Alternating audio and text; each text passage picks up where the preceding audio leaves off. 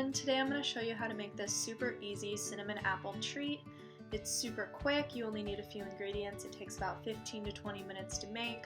This is everything that you're going to need for this recipe. You just need some sea salt, cinnamon, vanilla, maple syrup, butter, water, and 3 apples of course. So as you can see, I am now just coring my apples and I am chopping them up into 1/2 inch to 1 inch cubes. You can either leave the skin on of your apple like I did, or you can peel your apple if you prefer to have a skinless apple recipe. Totally up to you.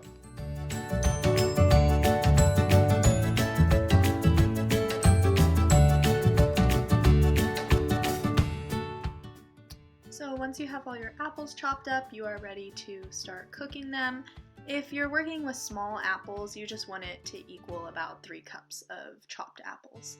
So what I'm doing is on medium heat, I am just pouring my 3 cups of apples into a skillet with 2 tablespoons of water, just kind of moving it all around a little bit, and then I'm going to cover this and leave it on medium heat for 5 to 7 minutes until all of the water is absorbed. You will want to occasionally stir your apples and just kind of check on the water. So when I came back this time, there was still a lot of water at the bottom of the pan. So I went ahead and covered it and left it for a few more minutes before going to the next step.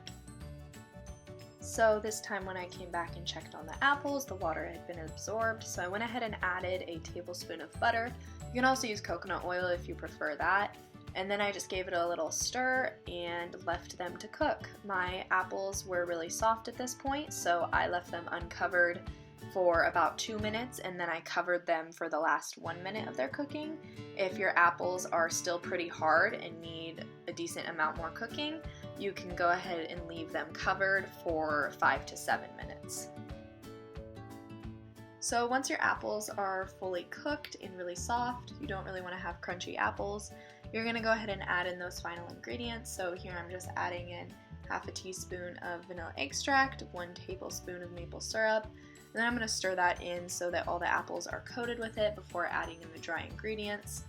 Once I do that, I'm going to add in 1/2 teaspoon of ground cinnamon and then 1/8 teaspoon of sea salt. And once you stir all those ingredients in, you're done and you have a apple cinnamon treat. You can either eat it as is or you can put it in oatmeal, however you want to do it, but I hope you enjoyed.